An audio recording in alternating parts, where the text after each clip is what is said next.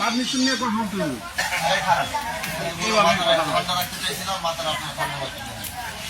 আমি যে এখানে বসে আছি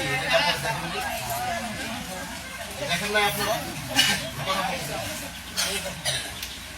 কথা বললেন কেন আপনারা এখানে? আপনি ওনারা কেন কাউন্টার দিলেন কেন? না আপনি কাউন্টার কেন দিলেন?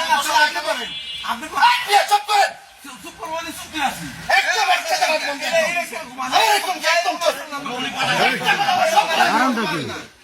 আমি দিকে আসছে কিনা বিচার করার জন্য?